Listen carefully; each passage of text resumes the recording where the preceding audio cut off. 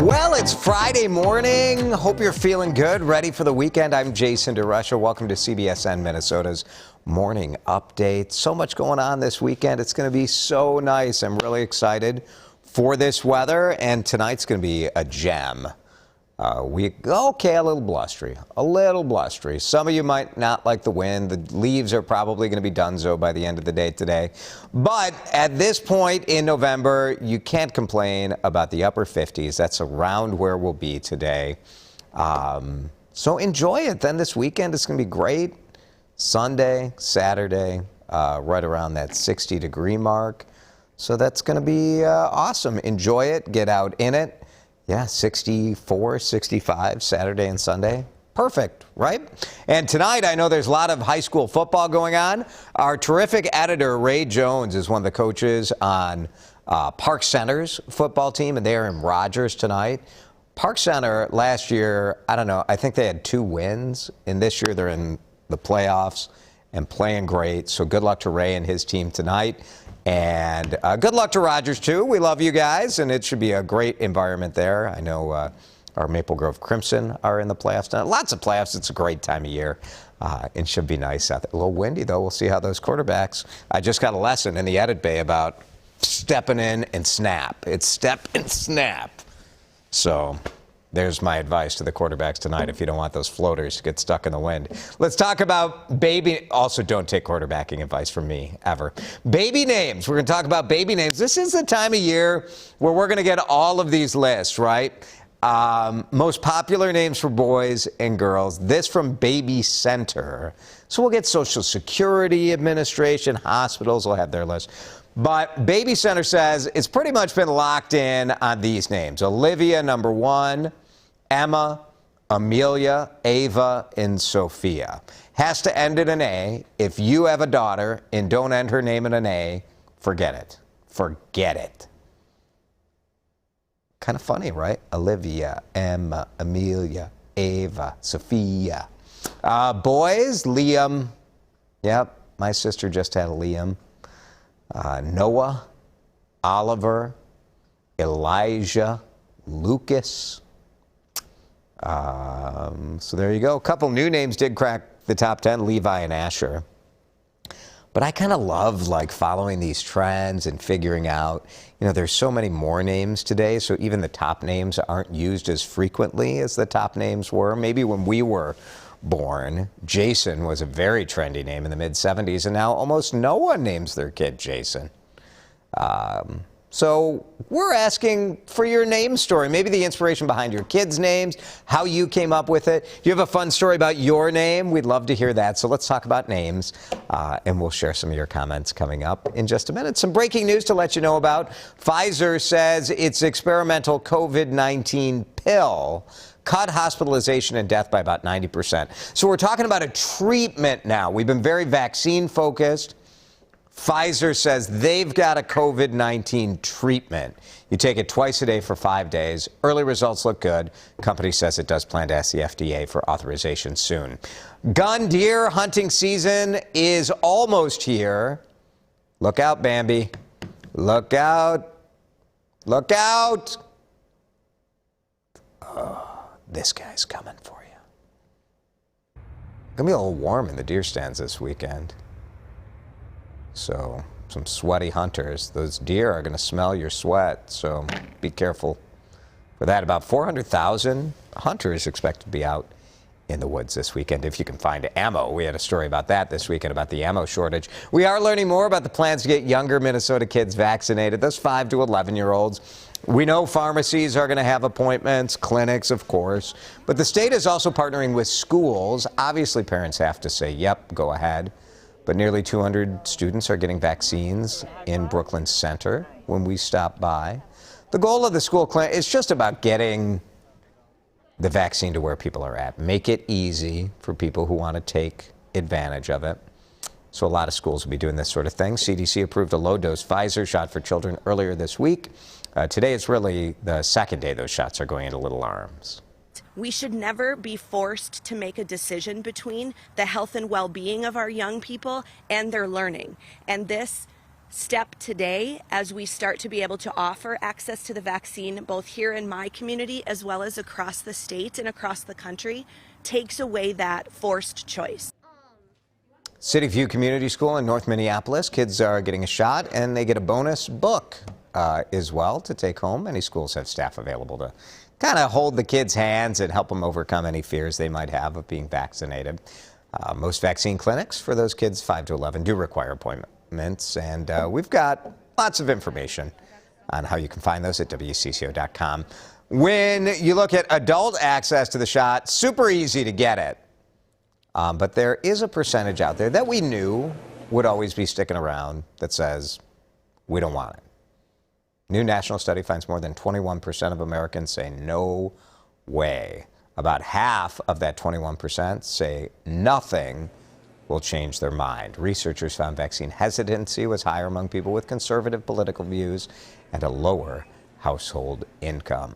Interesting story about a pizza place that just opened in northeast Minneapolis. It was open for 2 weeks, and then someone, it appears, set the place on fire. Around 9 in the morning on October 19th outside the building, some cell phone video from the owners as firefighters showed up very quickly to put the fire out. The owners believe it's arson. The fire department tells us it is suspicious. But Slice is able to reopen 1 month later thanks to the community raising $25,000 in 5 days. Slice is the first black-owned pizzeria in Minneapolis, and their grand reopening starts at noon on Saturday. They'll have about 300 slices ready to go, and I bet they'll sell out really quickly. Good for them, and nice response as well, saying, look, whatever the fire story is, we're going to put our arms around these business owners. This video is kind of taken off online, and why wouldn't it? An eagle battle, the symbol of America in the West Metro, had neighbors and police trying to figure out what to do about it. Look at this video. I'm on scene. I have 2 eagles locked together in the roadway. Breaker, breaker. We got a 10 USA here, 2 American eagles. Plymouth police, this is the body camera video. Yeah, a little tangled up. They had a midair fight, and they got their wings caught with each other. But in true American icon fashion, these eagles, did they ask for a handout? Did they ask for a government employee to rescue them? No, no. These eagles figured it out, readjusted, and went back to freedom. Took flight, as they do. It's a beautiful story. Raptor Center says sometimes these fights in the air end in injuries, but this one did not. So there you go. Okay, turn the clocks back this weekend. Tomorrow before you go to sleep, fall back, daylight saving time over. Most of your clocks probably automatically adjust. It's a good time to remember how to set your clock in your car. Or your microwave. For me, it's the microwave. Got to reset that. Ron, any clocks that you have to do in your house?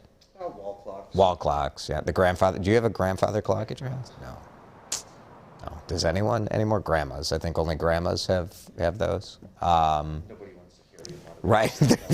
I wear regular watches. I don't have a digital watch, but these watches are all automatic. Most of my watches are automatic, and currently, according to my watch, it is 5:45. So, I know some people are like, gosh, I got to set my, what time we could. Is that AM or PM? Yeah. Oh, yeah, this is way off. All right, we're going to set the clock right now. Is that all right? Do you guys have a minute? Just do that.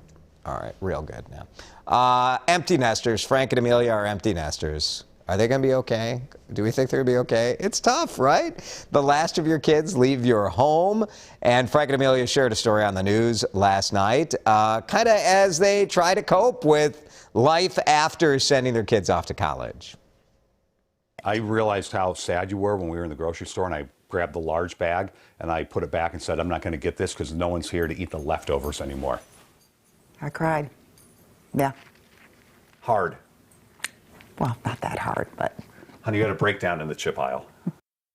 All right, they're laughing about it now, but, you know, these little moments hurt, and it's okay. Frank and Amelia talk with Samantha Sorensen, who has counseled many empty nesters on how to navigate this sudden change and the different emotions that come with it.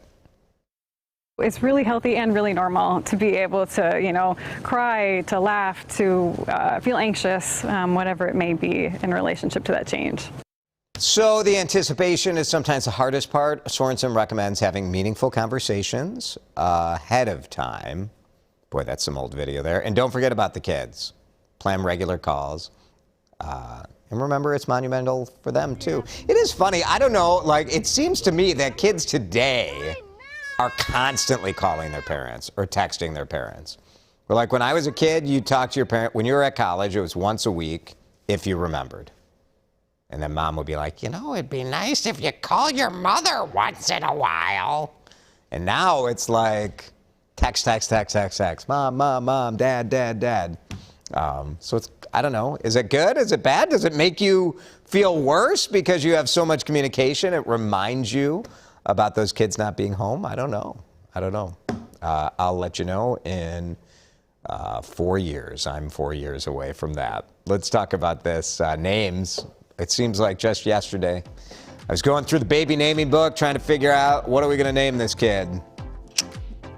And we named our oldest Seth after the character Seth Cohen in the show The OC. Sorry, buddy. That's when we named Seth, I got all these emails from people like, what a beautiful biblical name. It's so nice. Seth from the Bible. And I'm like, that's right. Yes, exactly. The OC is a lot of people's Bible, I think, for sure. All right, let's see what the people said about the names. Nancy named their oldest Jennifer. Turns out there were 9 Jennifers in her junior high class. She said she would never name her child a popular name, and she named her kid Oliver.